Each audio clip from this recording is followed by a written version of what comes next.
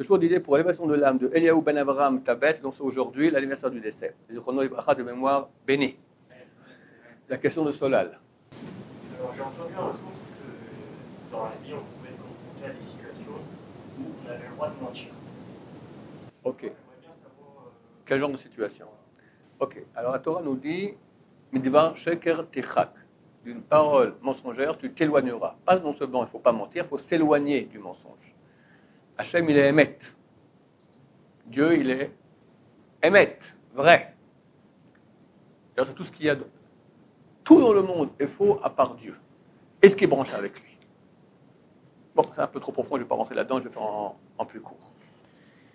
Et on voit, très bientôt dans la paracha, que Sarah est stérile et son mari, donc pas fort des choses aussi.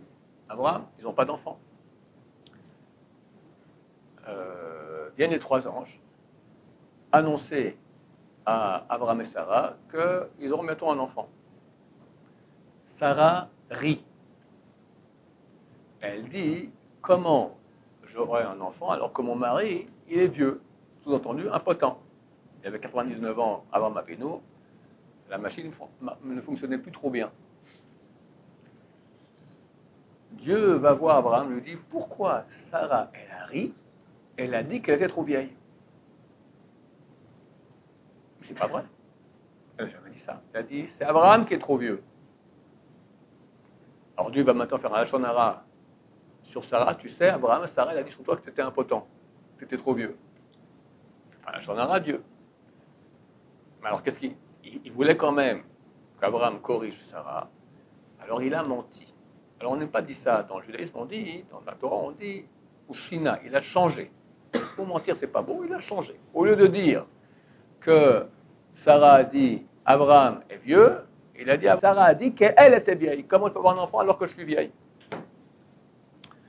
De là, on apprend qu'on peut modifier, donc pas dire la vérité, pour le shalom, pour la paix. La paix dans les foyers, la paix entre les gens. Chaque fois qu'il y aura un but désintéressé de bien, on peut modifier. Mais quand je mens par intérêt pour moi, là c'est complètement interdit, c'est une des choses les plus graves qu'il puisse y avoir. Il faut comprendre que le premier péché de l'histoire commence comment? Le serpent vient voir Chava. Et lui mange du fruit. Et Chava lui répond, effectivement, Dieu nous a dit que celui qui le toucherait, il mourrait. Alors il le pousse sur l'arbre, et toi, de même que maintenant tu n'es pas morte, aussi si tu manges, tu ne vas pas mourir. Mais c'est faux, c'est pas le premier. Ça c'est le deuxième mensonge. Le premier menteur, c'est qui? Le serpent. Il dit, Dieu est jaloux de vous. C'est qu'il interdit de manger de ce fruit. Si vous mangez, vous serez comme lui. Donc le mal, c'est le serpent. Ben Ishra explique que le mal, c'est incarné dans le serpent. L'argument numéro 1 du mal, c'est le mensonge.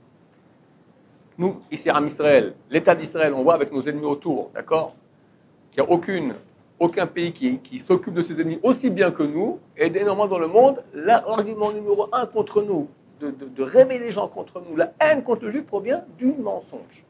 C'est l'arme numéro 1 du mal. Alors nous, on n'a pas le droit d'utiliser ça. Alors quand c'est par intérêt pour moi-même, complètement interdit. Quand c'est désintéressé pour le bien, c'est permis. Quelqu'un me pose une question cette semaine. Ils sont dans la classe, il y a un examen, il a raté. Et les copains ont réussi. On lui demande, t'as réussi ou t'as raté? Il a honte de dire qu'il a raté. Est-ce qu'il peut mentir pour dire qu'il a réussi? La réponse est oui, il peut. Pourquoi? Parce que ça fait quand même partie du shalom. On n'a pas le droit de faire honte à quelqu'un. Attends, est-ce que je peux maintenant moi-même me mettre en situation de honte? Non, on ne va pas m'obliger. Mais quand on ment, alors il faut mentir différemment. Comment on va mentir à moitié? C'est quoi mentir à moitié? La réponse est comme ça je lui ai dit. Il faut que tu peux dire que tu as réussi, mais quand tu dis j'ai réussi l'examen, tu ne penses pas à l'examen maintenant que tu as raté. Tu penses à un autre examen qui était il y a 2 ans que tu as réussi. Donc toi, quand tu parles, tu ne dis pas un mensonge. Lui, il comprend tordu. Ok, c'est un demi-mensonge. Toi, tu as parlé, quand tu penses à un truc qui est vrai. D'accord, je sais pas moi, ta mère a fait un gâteau au chocolat et t'as dit de ne pas manger, t'as goûté. On voit la trace de ta main dedans. C'est toi qui as goûté ça? Tu dis non. Non, du genre, non, je, viens pas non je ne viens pas d'aller aux toilettes. Toi, tu penses à autre chose quand tu dis non. Elle comprend que tu réponds pour ça. Comme il a fait Yaakov avec son père Yitzhak. Il dit, c'est bien toi, mon fils Esav. Il lui dit, oui, ton fils Esav, oui, moi c'est Yaakov, ton fils Esav, c'est le fils aîné. D'accord? C'est une combine pour rendre le mensonge moins grave. Mais le principe est le suivant. La Gemara, elle cite effectivement trois choses. Elle dit qu'on peut mentir si maintenant notre femme doit aller au mikvé. C'est pas pudique de dire qu'elle est allée au mikvé. Donc on peut mentir et dire autre chose. Deuxième cas, des invités. Moi je t'ai invité chez toi et tu m'as fait le truc extraordinaire. Je reviens à la Shiva. Comment c'était chez Solal? Cette semaine, tout le monde vient, tu peux m'inviter. Toi, tu as honte de pas les inviter, tu les invites. Au bout d'un moment, ils te prennent tout ton argent, c'est fini. Tu es obligé de tenir le standing, de faire bien. Donc, ils t'ont dévalisé. Donc, je peux dire, ouais, bof, ça va, normal, pas génial. D'accord? Alors que c'était vraiment génial. Troisième chose, c'est vrai que j'ai fini le chasse 3 fois. Non, jamais de la vie. Moi, je n'ai même pas fait un quart de chasse encore. D'accord? Tu peux aussi, à cause du Aïn Hara, tu peux aussi ne pas dire la vérité.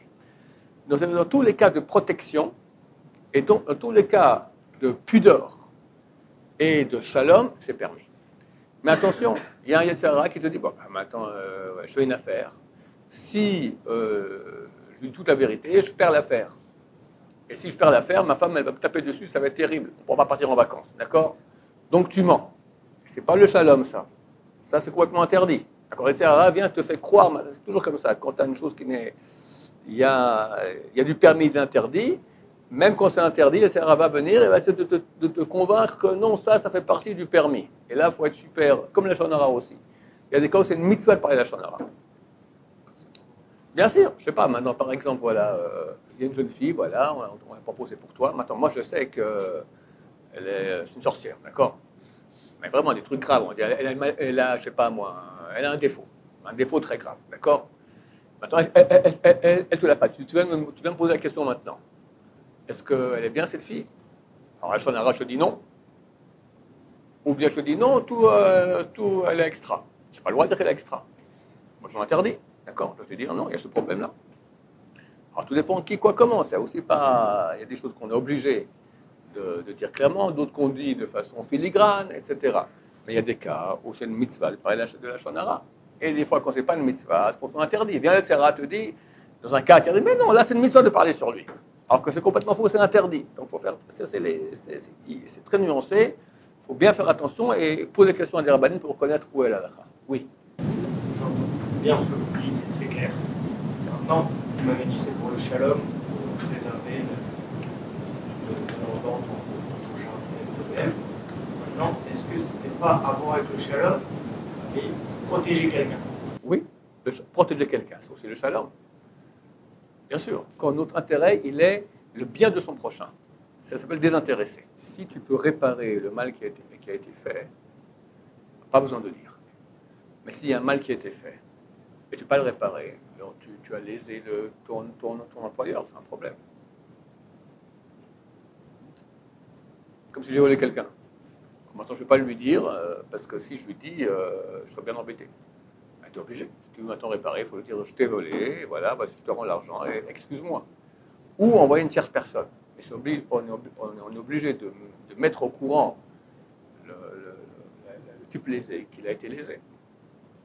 Si on a pu réparer, quelqu'un il a volé de l'argent à quelqu'un, et il fait tchouva, il remet l'argent dans le porte-monnaie, le type n'a jamais su qu'on l'a volé, alors pas besoin de demander des excuses, parce qu'il n'a pas eu de peine, il n'a pas eu de douleur, il n'a pas eu qu'on lui a piqué 100 balles. Ok? Alors ça va.